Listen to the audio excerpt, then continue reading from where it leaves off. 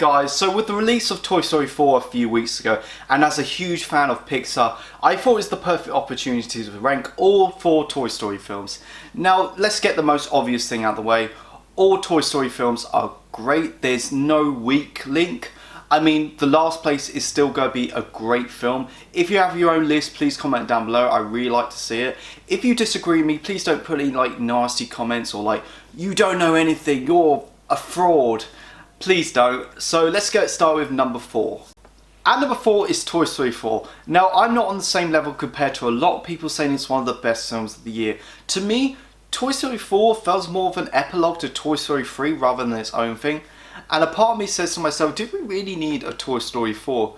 But still, it captures the nostalgia of the previous Toy Story films, is the perfect conclusion to Woody's arc, is the funniest Toy Story film by far, it has the most complex villain out of all of them, it has some great additions like Duke Kaboom, Duck and Bunny, but it does backfire since Buzz and the other characters are kind of pushed back in this film, but still I highly recommend this to go check this out. At third place is the one that started it all, literally it started Pixar, and that's Toy Story. Yes, in terms of animation, this is probably the most dated, and it doesn't really have the scale compared to like Toy Story 2 and 3, but the film still has a lot of heart to it. I mean, the film introduces us to these lovable, memorable characters that are so fleshed out. I mean, Buzz, who thinks he's an actual space ranger, and Woody, who loves Andy, but when Buzz comes along, he becomes quite jealous, and he becomes quite a douche, but it does pay off beautifully for these characters at the end. When Buzz and Woody go to Sid's house, you realise this is the darkest Toy Story film by far, because Sid's a psychopath to them. He murders them by blowing them up, and also he swaps pieces with the toys. I think this is the only time when Pixar went truly dark.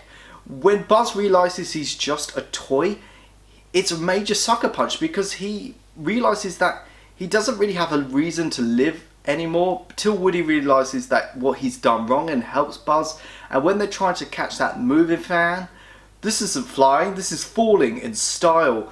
It never gets old. At number 2 is Toy Story 2. I mean, it's a great example of what I want as a sequel. Everything I loved about the first movie, but with a grand scale story to it. When I think of Toy Story 2, I think of the one with the adult jokes to it that kids wouldn't understand, when Buzz gets a hard-on from Jessie.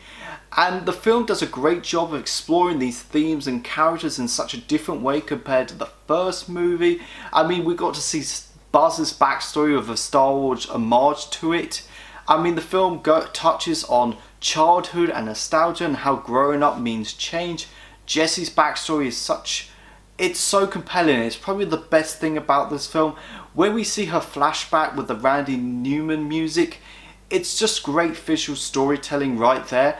And the Prospector as the villain, it was a great twist back in the day. My favourite Toy Story film, and arguably my favourite Pixar film, and that's Toy Story 3. This was such a fun movie experience for me, really. So I remember back when I was about 15 in 2010, I met my best friend after school. We saw this film about 4 o'clock, and by the end of the film we were just blown away.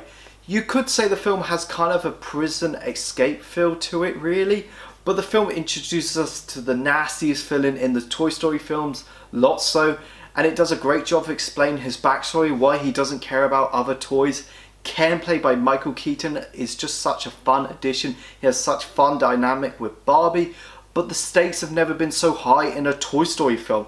You believe they were going to get burned in that furnace scene, even though that would be incredibly dark, but that was just such an emotional counterpart to it, really. But thanks to the time jump, not only it felt like a film to the old school Toy Story fans growing up, but it felt like it just came to such a perfect conclusion to it. Thank you so much for watching this video, guys. Go like, share and subscribe. Let me know, where would you rank all the Toy Story films? And please check out my Facebook, my Twitter and my Instagram page. You guys are awesome. I got your back.